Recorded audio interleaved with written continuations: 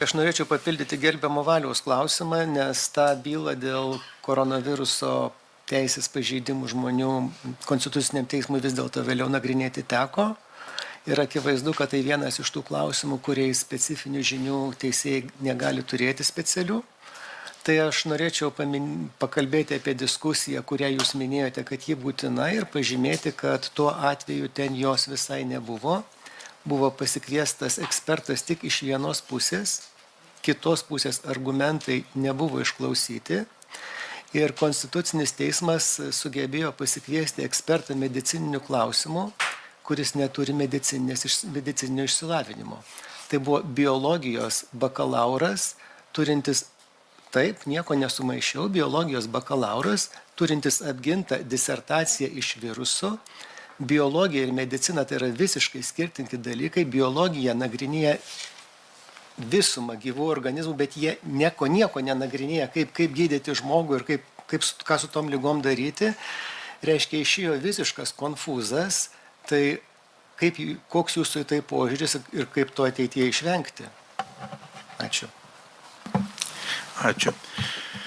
Iš tikrųjų, bylos parengimas teisingam išnagrinėjimui, ar tai būtų teisme, kuris nagrinėja individualius ginčius, ar tai konstitucinėme teisme, tai turi labai svarbus etapas bylos teisingo išnagrinėjimo. Tai ten yra tam tikras ir rungimosi, ten tu turi, yra dalyvaujantis byloje asmenys, jie teikia argumentaciją, bet ir pats teisėjas, ir čia yra saugiklis turbūt, kad nebūtų, kaip jūs sakot, kad kažkas kažko neištyrė arba ekspertas buvo ne tos ryties. Tai tokio teisėjo, kuris rengia bylą visiems teisėjams, būna paskiriamas vienas teisėjas, jis turi daug įgaliojimų iš tikrųjų. Jis gali kviesti ekspertus, gali reikalauti, kad atvyktų tam tikri liudytojai, aiškintis, ir tik tai viską išsiaiškinęs labai atidžiai detaliai gali paskui laisvai priimti geriausią sprendimą. Tai tas galioja kaip, kad mums nagrinėjant bylas, tai tas turėtų galioti ir konstituciniam teisme. Ar konkrečiu atveju tas padaroma, tačiau individualus atvejis. Ar tuo atveju tai padarė, man sunku pasakyti.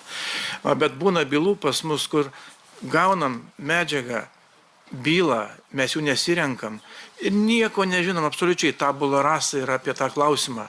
Neturi jokių, tai tu tada renki visus šaltinius. Gal Lietuvoje net šaltinių nėra. Ieškai, apverti visą pasaulį, visus šaltinius, jeigu kažką randi, bandai susiformuoti nuomonę. Tai čia tas pats, jeigu nesupranti apie pandemiją, apie ten ribojimus, jų mastą, poveikį visuomeniai, tu turi aiškintis be jokios abejonės. Ir tada tau bus lengviau priimti sprendimą. Kadangi iš tikrųjų laiko jau mažai ir aš labai trumpai, iš tikrųjų turėtų būti įvairiausių nuomonių ir ekspertų iš įvairių sričių pateikta, kad vertinant bylą, vertinant užklausą, būtų galima priimti objektyvų sprendimą ir netgi remiantis ne vien tik Lietuvos praktiką. Nes priešingų atveju, turint omenyje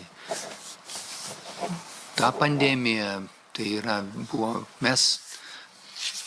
visas pasaulis stovėjo terra incognita zonoje. Tai tiesiog nežinoma žemėj buvo pirmą kartą susidurtas tokiu virusu. Galbūt kai kurios rytų valstybės jau panašių atvejų buvo turėjusios, bet tikrai Europoje to nėra buvę. Tai todėl reikia kuo daugiau ekspertų. Ačiū. Vieną. Tai aš trumpai labai, iš principo labai geras klausimas, nes realiai yra tokia monografija prieš keletą metų pasirodžiusi konstituciniai ginčai. Jie yra parašę 5 autoriai, 4 iš jų yra buvę Konstitucinio teismo teisėjai, vienas iš jų buvęs Konstitucinio teismo pirmininkų.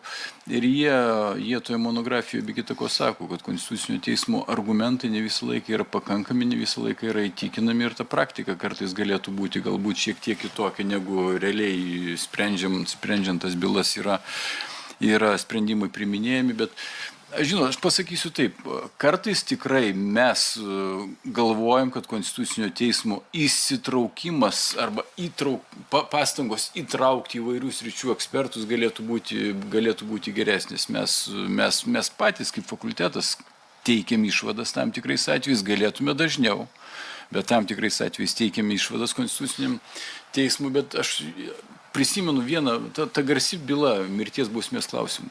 Pasižiūrėkit, kiek ten ekspertų buvo apklausta. Ten buvo masė ekspertinių nuomonių pateikta nagrinėjant tą ginčą nuo teisės institucijų vadovų, generalinis prokuroras ir kiti teisininkai, teisininkų draugija, sveikatos srities žmonės, bažnyčia teikia išvadas. Aš manau, kad va tai, kai tu turi va tokį paveikslą prieš save, matyt, tau yra iš tikrųjų stokojamės visi tam tikrose srityse žinių, tai čia būti visažiniais, tai reiškia nesugebėti suprasti, kad tu tikrai nieko nežinai.